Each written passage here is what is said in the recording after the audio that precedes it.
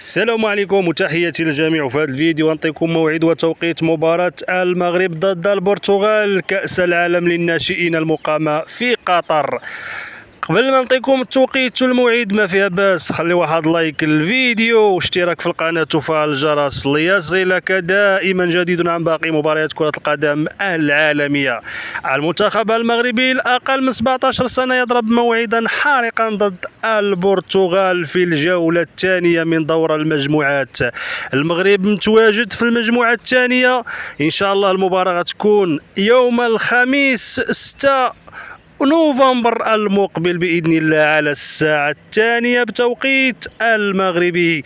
كل التوفيق لشباب المنتخب المغربي الأقل من 17 سنة في مشاركة القادمة في قطر بإذن الله تعالى وبركاته. كل التوفيق للأشبال الأطلس في هذه المباراة الحارقة ضد البرتغال. المنتخب المغربي متواجد في المجموعة الثانية ضمن اليابان، البرتغال، كاليدونيا. المواجهة الأولى ستكون أمام اليابان والثانية أمام البرتغال والثالثة أمام كاليدونيا. هذه مجموعة المنتخب المغربي وهذا هو التوقيت ديال مباراة المغرب والبرتغال. كل التوفيق للمنتخب الناشئين وإن شاء الله يكون واحد انتصار على المنتخب الياباني في المباراة الأولى، ولما لا انتصار في مباراة البرتغال والتأهل رسميا لدور القادم.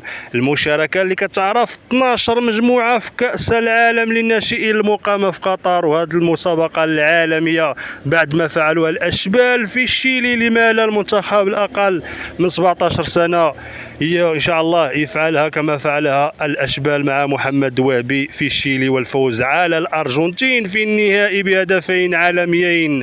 كل التوفيق للأشبال في كأس العالم الناشئين المقامة في قطر، والسلام عليكم ورحمة الله تعالى وبركاته، وإلى اللقاء في فيديو قادم عن باقي مباريات كرة القدم العالمية.